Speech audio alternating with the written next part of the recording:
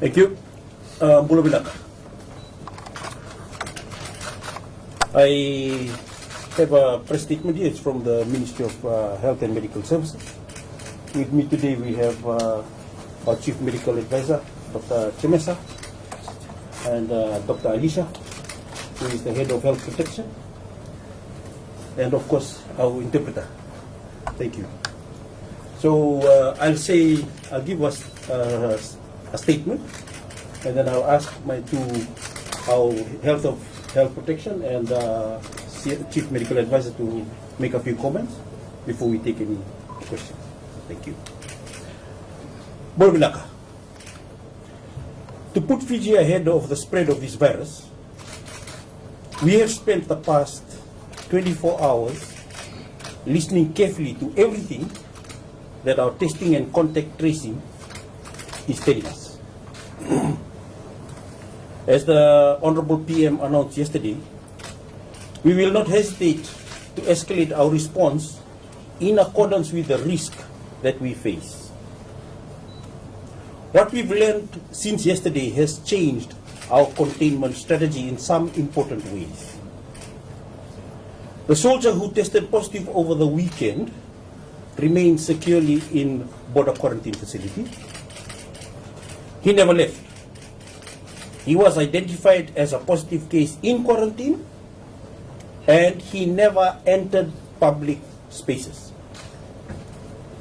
So our contact tracing has been limited to 69 primary contacts within the facility, as well as their 267 secondary contacts. These contacts are all in quarantine. So far, none of the 69 primary contacts have tested positive for COVID-19 except for the hotel staff who worked as a maid and who contracted the virus while working in the quarantine facility. Only one of the 267 secondary contacts has tested positive so far. The daughter of the hotel staff, who together with the rest of her family have been in quarantine since Sunday morning, the 18th of April. Due to her extensive exposure with the public, this hotel staff and now her daughter have been the central focus of our contact tracing. Together, these two patients represent the highest risk cases Fiji has ever contended with. Our contact tracing has told us the following about the mother, daughter, and the rest of her family's travel history. Around 9 p.m. on Friday, the 16th of April, the mother and 11 other family members traveled from Nandi to the funeral in Tavakubu using a hired minibus. We have identified this minibus, and the driver is in quarantine. Outside of the family, there were no other passengers. The mother and 8 of her family members returned to Nandi later at 12:30 a.m. the same evening. Again, this was a hired minibus. It drove from Tavakubu to Nandi at 10 p.m. on Friday, 16th of April. There were no other outside passengers, but we are still trying to contact the driver of this minibus. The next day, Saturday, she and 7 other family members traveled to Tavakubu at 9 a.m., again by hired minibus, without any other passengers. We are also trying to contact the driver of this minibus. After the funeral on Saturday, she, that is the hotel worker, and 1 other family member traveled in a grey-colored taxi from Tavakubu to the Lautoka minibus stand, then took a public minibus from Lautoka to Nandi at around 5 p.m. We have not found this taxi or the minibus. We need to find the driver of the grey taxi and the other passengers and driver of the minibus. The other members of the family who have all traveled with her to Lautoka all returned to Nandi by other means.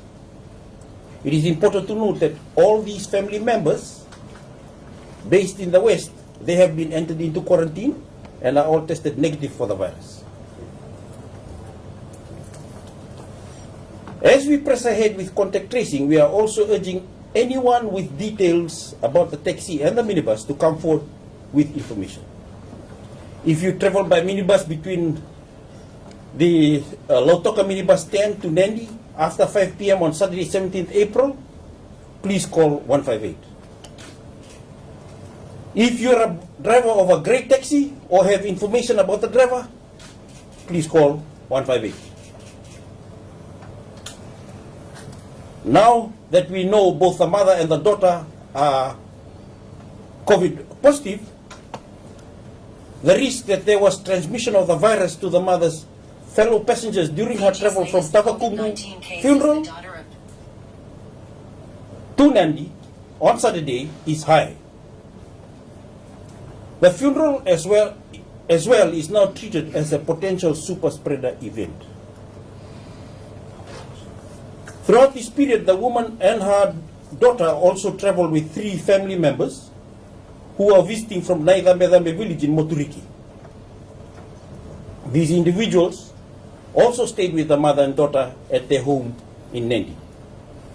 We've identified these 3 individuals. They are securely under home quarantine in Fijivillage. They have been swabbed. We are awaiting the test results. Meanwhile, the entire village of Fijivillage is now considered a containment area. I've sent my team to the village, and all families are being screened. We know there was at least 500 people present in the funeral. The mother was there for a few hours, which is more than enough time to transmit the virus to others. We have directed all those present at the funeral to stay at home for the next 2 weeks while we await screening from the Ministry of Health and Medical Services. If you are at the funeral in Tavakubu at Pedaliema Church on Friday 16th April or Saturday 17th April and have not been contacted, please call 158.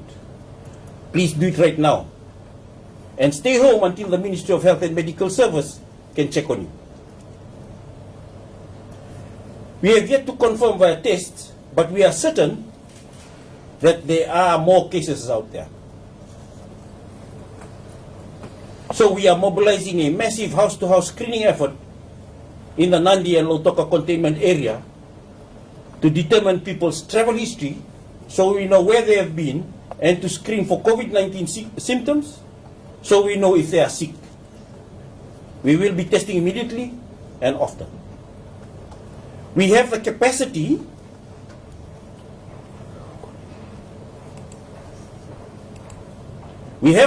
to run 600 tests per day. This is how many tests we plan to run every day for the next 2 weeks at least. For this screening effort to be done well, we need to ensure that people in the Nandi and Lautoka containment area are at home as much as possible. This is why, from tomorrow, we are asking that movement within the Lautoka and Nandi containment area be restricted for emergencies, employment, and essential purposes only.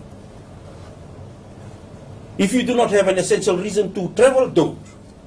We need everyone at home as often as possible. Basically, if you are living within the containment area, you should treat everyone as COVID positive until it is proven otherwise. If you need to go outside, wear a mask. Keep your distance from others. Head straight home once you finished your work, shopping, or accessing essential services. For those businesses which are open, I cannot stress enough how important it is that you enforce physical distancing within your business and require that your customers have the Care Fiji app turned on while they are in your premises. We've been informed that some supermarkets are not enforcing these measures. Please remember as announced by Honorable PM, shops will be shut down if these reports are found to be true. Fiji is one of the most efficient contact tracing tools we have. If you have Fiji and you come into contact with someone who has the virus, we can alert you quickly to keep you and your family safe. The more Fijians that have downloaded this app, the more quickly we can flush out the virus and return life to normal. I also want to be clear with everyone. The problem here is the virus, not any one person. We need to shake the harmful stigma around people who are living with COVID-19. This virus is highly transmissible. Anyone can catch it. And all of us need to be honest with our health officials about how we are feeling and where we have been. If you feel you have symptoms, call 158. If you know someone experiencing symptoms, call 158. If you suspect you have had contact with either or two confirmed patients, either of our two confirmed patients, call 158. Our screening clinics are open and available throughout the country as part of a national network of community surveillance to identify COVID-19-like symptoms among the Fijian public and to get them tested. As for the rest of Fiji, the restrictions announced yesterday are unchanged. Non-work gatherings should not be happening of any size anywhere in Fiji. I know this is a bitter pill to swallow for those who have planned religious celebrations, but this is a matter of life and death. Those services, no matter how small, can put lives at risk. Our discipline and sacrifice today will keep COVID-19 stricken patients out of ICUs, prevent loss of lives. All faiths teach us the value of every life. So for now, please keep your celebrations within your home and restrict it to members of your household. Find comfort in your family and have faith that our strict adherence to these health measures will restore our precious freedom to gather in numbers for religious services once Fiji is safe again. When it comes to COVID, good information can be the difference between outbreak and containment. As a ministry, we try very hard to release accurate information. We wait until we have all the facts and the data, then we state the information very carefully. That is because we know that people must have faith in the information we give, because they will make important decisions based on that information. After yesterday's announcement, I was extremely disappointed by the media coverage, which seemed rather misleading. In particular, the Fiji Times published a troubling headline on your Facebook page saying, "Vaccines do not protect you from the virus." The headline was wrong. It is contradicted by science, and many people will be swayed by it without ever reading the article. All of us who provide information to the public must take extreme care in what you say and how you say it, to avoid giving information that is misleading, unproven, premature, or at worst, false. To that end, we actually held a workshop to raise awareness on misinformation, disinformation, and malinformation a few weeks ago with the civil society organizations and members of the public to talk about the dangers of bad information. I am told that the Fiji Times was invited. Unfortunately, they didn't send anyone. And now their reckless words may have deadly consequences. Let me make it very clear, and this is based on science. Vaccines absolutely do protect you from getting the virus, particularly after both doses of the vaccines are administered. So far, we have only administered the first of 2 doses in Fiji. That means we only offered partial protection. No one in Fiji is fully vaccinated yet. Not me, not any members of the frontliners, not anyone. The soldier and the hotel staff both received 1 dose of the vaccine, but neither were fully immunized. No vaccine stops transmission 100% of the time. But when a person is fully immunized, the likelihood of contracting the virus plummets, as does the severity of their symptoms. This has been proven every day around the world.